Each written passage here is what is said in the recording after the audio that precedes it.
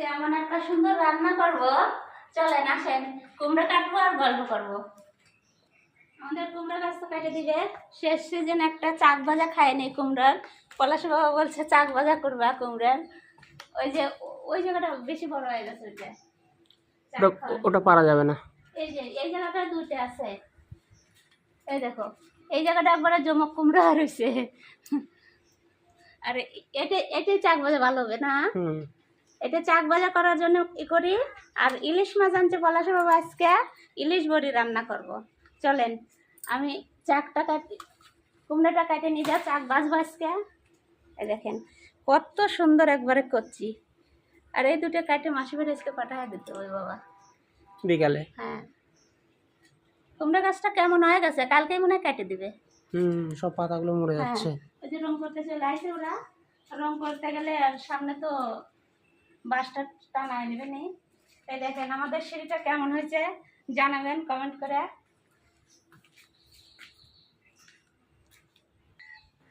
এই দেখেন বন্ধুরা, কুমড়া কাটে নিতে চলে আসলাম। আরে দেখেন একদম গাদা ইলিশ পাইছে আজকে, পুরো কাটে নিয়ে চলে আসছে। ছোট ছোট মনে হয় একটা ইলিশ মাঝখানে 2 পিস করে হয়েছে, ওই জন্য বললাম গাদা ইলিশ। এই গাদা ইলিশ দিয়ে বড়ি রান্না করব, ইলিশ বড়ি। আর এই দেখেন কুমড়ো তো নিয়ে আসলাম, আপনারা দেখলেন। কুমড়োটা দিয়ে চাক ভাজা করব। ভাদ্র মাস পরেই নাই, কুমড়ো গাছ কাটে দেবে জন্য, ওই জন্য বলে আগে চাক ভাজাটাই খাই নেই। আসেন মাছটা ধুয়ে নেই।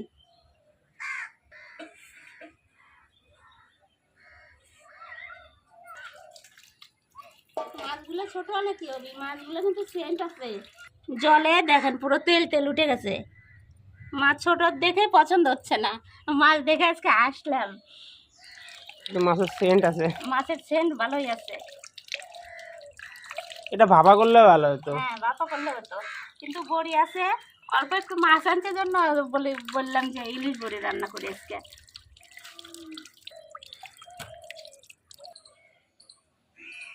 মাছটা ধোয়া তো হয়ে গেল, এবার কুমড়ো কাটবো। আসেন। মাছ বাবা বাজার থেকে বানায় নিয়ে আসে, কিন্তু কিন্তু চুচা ছাড়াই ছিল না, ওই জন্য টাইম লাগলো। একটা চুচা উঠায় নাই।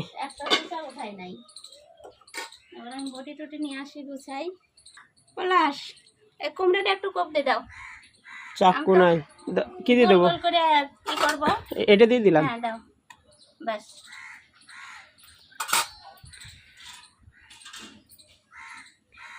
কাটা কাটা কুমড়া আমাদের ধরাও কষ্ট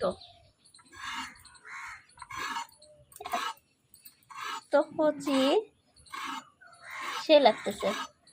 একদম গোল গোল করবা নাকি আলুর মতো? গোল গোল করবো, চাক খাওয়া গোল গোল করে চাক খায়।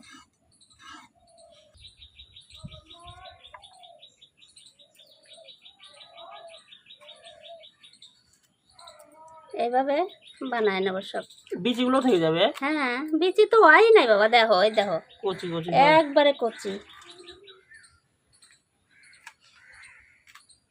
একবারে মস মস করতেছে।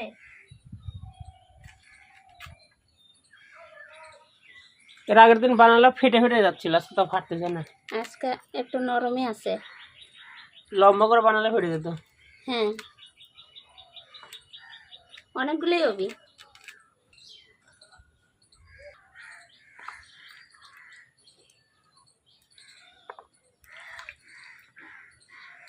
ক্যারামের গুটের মতো লাগতেছে সেই না? এই স্ট্রাইকার গুলো। একটা কুমড়ো বানাইয়া দেখেন এক থালা হয়ে গেল।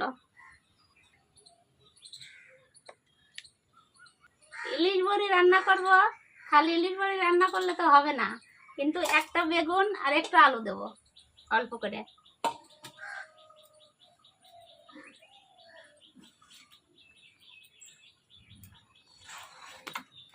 দেখেন বেগুনটা কত সুন্দর।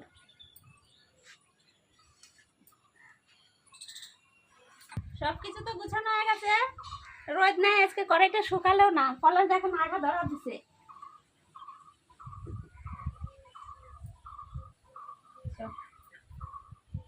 আমি এখন কুমড়াটা মাখাই নেই, কিভাবে মাখাই আপনারা দেখেন। আসেন এদিকে কড়াইটা গরম হোক, এদিকে আমি কুমড়াটা মাখাই নেই। কিছু সময় আগে যদি কুমড়া মাখায় রাখি না, ওই জলটা ঝরে যাবে। এই যে লবণ দিয়ে দিলাম, হলুদ, আর অল্প একটু লঙ্কার করে দেবো, ঝাল হবে সুন্দর। কত খড়ি দিছে আঠাতে দেখেন, এত খড়ি পাগল দেয়। আরে ফটাফট ধরে গেছে সব আজকে। সব একবারে ধরে গেছে, কড়াইটাই পুড়ে যাবে আমার আজকে।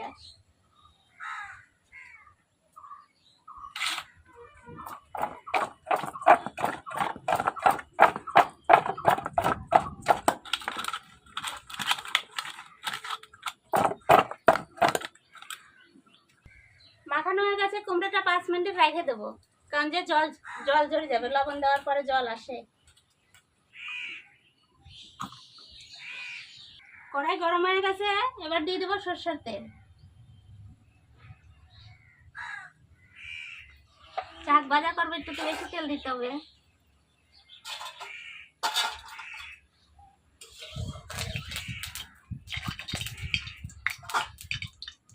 দেখেন কত জল ঝরে গেছে।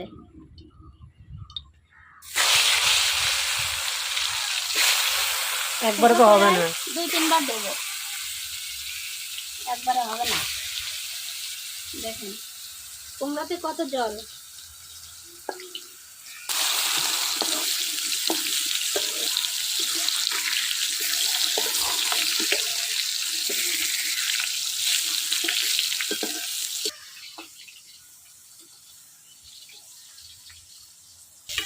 এই দেখেন কুমড়োর কালার হয়ে গেছে কত সুন্দর, একবারে কটকটা লাল। হয়ে গেছে ভাজা। হ্যাঁ হয়ে গেছে ভাজা, তেলে থেকে তো উঠায় নিলাম।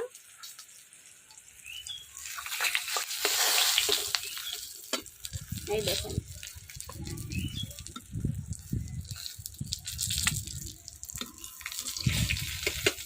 সেই হয়েছে বাবার কাউ। এবার আমি বাকি সবগুলো ভেজে নেবো একে একে।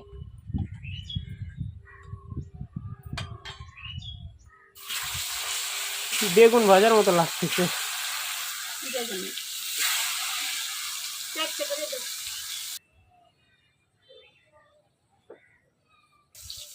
আমার কুমড়ো চাক ভাজা তো সবগুলো হয়ে গেছে, এবার উঠায় নেবো সব। এই যে লঙ্কা ভেজে নিচ্ছি,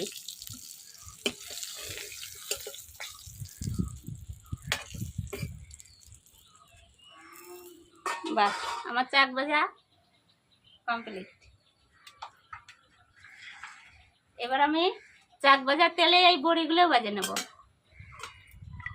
সব তেল চুষে নেবে, বড়িতে অনেক তেল লাগে। হ্যাঁ দাও কমে গেল তেল। লঙ্কার গুঁড়ো দিছি না, আমার বড়িটা একটু জাল জাল হবে।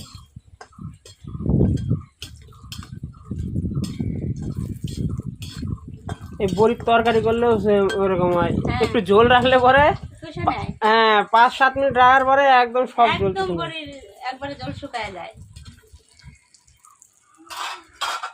বড়ি ভাজা হয়ে গেছে, এবার তুলে নেব।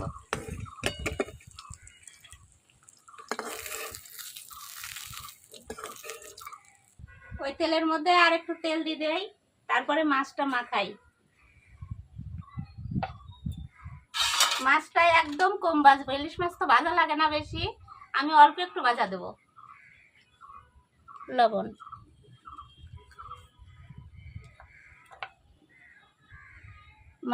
মাছের মাথাটা আজকে দিয়ে দেবো তরকারিতে, একটু বেশি মাছ তো গালা গালা ইলিশ। দিয়ে দিলাম মাছটা, মাথাগুলো আগে ভাজি, মাথা লেজা।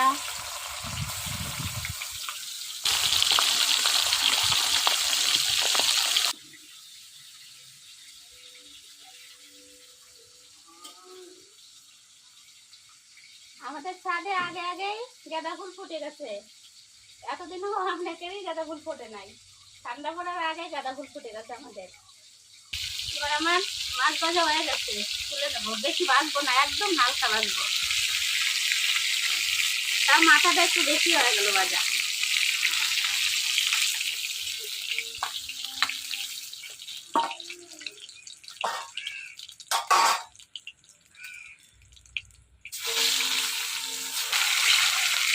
এত দাম দেবো তো নাবা দেবো না। মাছ দেখে পছন্দ হলো না, কিন্তু মাছের সেন্ট বাড়াইছে সেই সুন্দর। তেল বাড়াই যে টেস্টও ভালো হবে। একদম কম ভাজা দিছি মাছ। এই দেখেন, আমি আর তেল দেবো না, এই মাছ ভাজার তেলেই সবজি ভাজবো। কালো জিরে ফোড়নে দেবো, আলু আর বেগুন আলাদা ভাজবো না, এমনি দিয়ে দেবো একসাথে।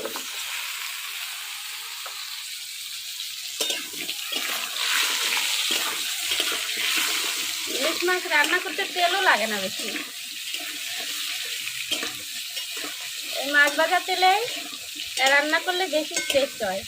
আর আমি যদি এই তেলটা যদি বাদ দিয়ে খাওয়ার জন্য তুলে নিতাম, তরকারিটা অত স্বাদ হয় না।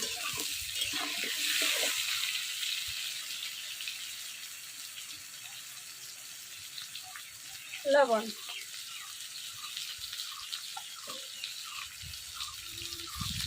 হলুদ,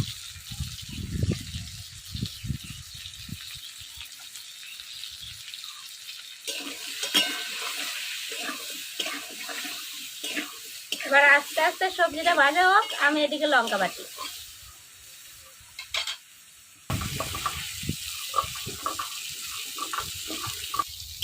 এই দেখেন, আলু আর বেগুন একবারে কত সুন্দর একবারে কড়া কড়া করে ভেজে নিচ্ছি।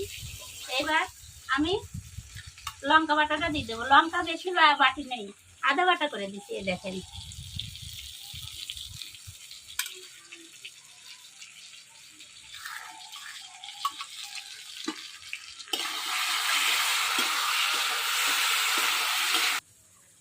এই মশলা দেওয়া জলটা আর এই যে কুমড়োর, এই দেখেন, এই যে কুমড়োর ওই যে লঙ্কা জলটা সব তরকারির মধ্যে দিয়ে দেবো। বেশি ভালো লাগবে, একটু ঝাল ঝাল হবে।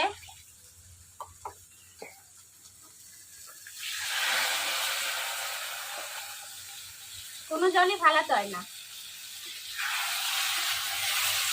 ডাল লবণ সবই ছিল, আর তরকারিতে লবণ দিতে হবে না। আমি আর একটু জল দিয়ে দেবো।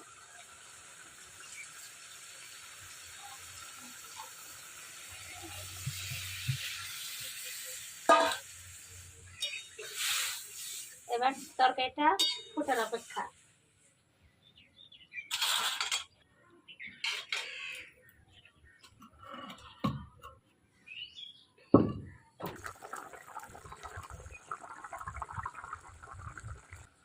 এই দেখেন, তরকারি কত সুন্দর টকবক করে ফুটেও গেছে। এবার ভাজা মাছগুলো আগে দেবো। এই দেখো, মাছের তেল কত,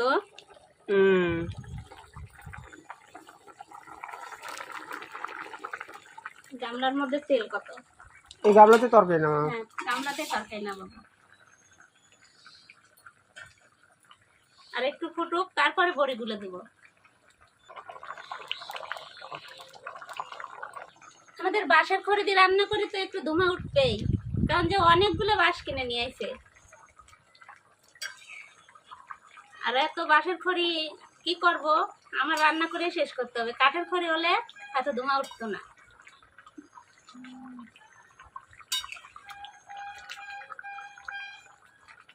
এবার আমি ভাজা বড়িগুলো দিয়ে দেবো। এই যে বড়ি, জল চুষে নেবে এখনই, এখনই জল চুষে নেবে। আর এই বড়িগুলো এত সুন্দর, সে হেভি লাগে। আমার ননদের বাড়ি থেকে দিছে, আমাদের বড়ি দেয় না, আমার ননদ বড়ি দিলে পাঠায় দেয়।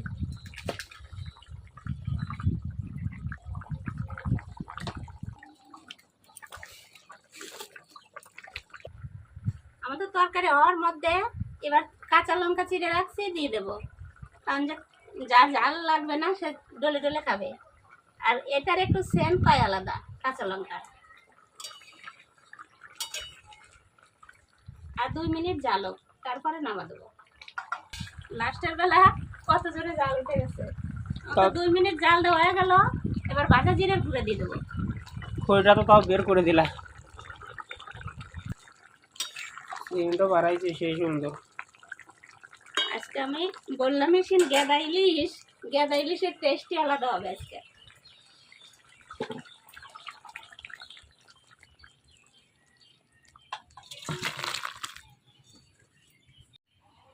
রান্না বান্না হয়ে গেল, চলেন একদম খাওয়ার সময় দেখা হচ্ছে। আমরা তো ভাত খেতে বসে গেছি, গরম গরম ধোয়া ওটা ভাত। আগে ভাত রান্না করছিলাম না, পরে ভাত রান্না করে নিয়ে চলে আসলাম। নাও। কুমড়োর চাক। না, কুমড়োর চাক ভাজা তুমি অনেকদিন থেকে বলতেছিলে, আজকে অনেক বাজিছি। আমি দুটো নেব। লঙ্কা নেব। না, লঙ্কা মনে একটা, আচ্ছা, লবণ দিয়ে ভাত মাখবো আর চাক ভাজা দিয়ে খাবো। বাহ, একদম গরম ভাত, এক্ষুনি নামালাম। গরম তো বিশাল গরম। বাহ।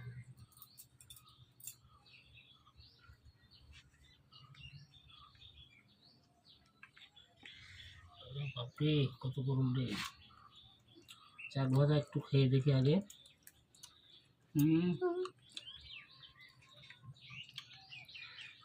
আর টেস্ট হয়তো বেসন দিয়ে রান্না এই করলে ভাজলা। বেসন দিয়ে করলে আর একটু মোটা পাতলা করতে হতো। পাতলা করে করলে বেসন গুলায়া যদি ভাজা যেত, একবার চপ ভাজার মতো চপ হয়ে যেত। চাক ভাজা কেমন হয়েছে? ফাইন। এর সাথে বেগুন ভাজলে আরো ভালো হতো, যেভাবে মাখাইছিল ওইভাবে বেগুন ভাজলে। লঙ্কা দিছে তো, ঝাল ঝাল কত সুন্দর না।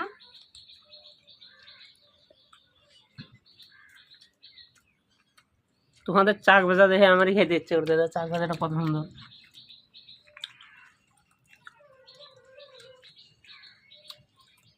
গাছের জিনিসের স্বাদই আলাদা।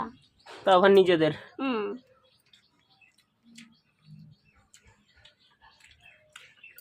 নিজেদের বাড়িতে সবজি টবজি থাকলে ওটাই ভালো হয়। আমাদের জায়গা নাই, কোথায় লাগাবো?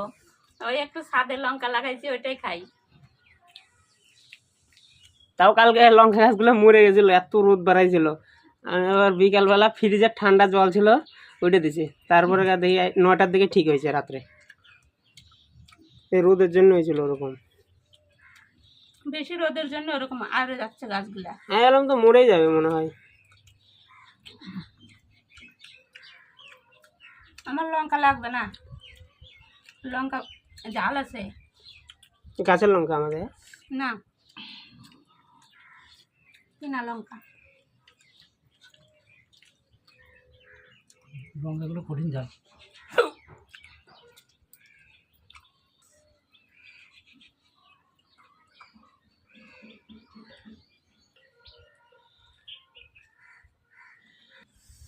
বাবার জাল লেগে গেছে। একটা লঙ্কা পুরো টলে নিচে, আমি খাইতে পারি নাই।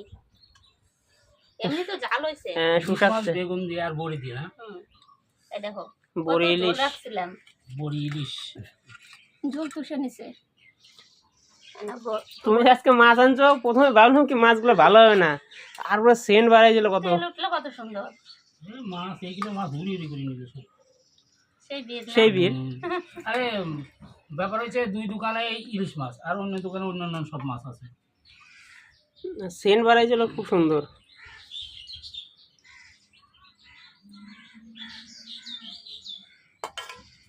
এই দেখেন বড়িগুলো একবারে কত সুন্দর ইয়া ছাড়াই যাচ্ছে একা একা। একদম মোমের মতো কি সুন্দর। বড়িগুলো এত টেস্ট, কালার ডালের বড়ি। পিসি ভালো করে বড়ি বানাই। আমাদের বড়ি বানাই না জন্য আমার ননদ বড়ি বানায় পাঠায়। তুমি মাছ খাচ্ছ দেখে খাও, তোমার আবার কাটা ঢোকার ইয়ে আছে। আজকে যদি 500 তরকারি খাইতো না, পাগল হয়ে যেত। সেই আমার মাছের থেকে বড়ি বেশি ভালো লাগছে। এর আগের দিন নিরামিষ তরকারিতে দিয়েছিল, ওটা খাইছিলাম, ভালো লাগছিল। বড়ি বড়িটা কেন টেস্ট আসতেছে জানো? মানে ইলিশ মাছের যে একটা গন্ধ, এই ইলিশ মাছের তেল দিয়ে না বড়ি ভাজিছি, ওই জন্য এত টেস্ট লাগতেছে।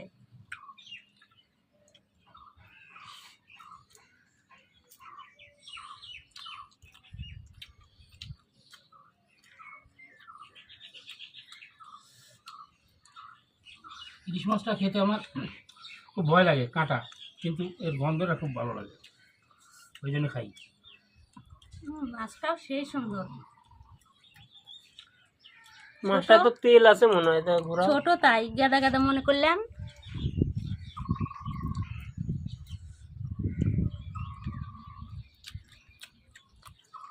দারুণ স্বাদ না?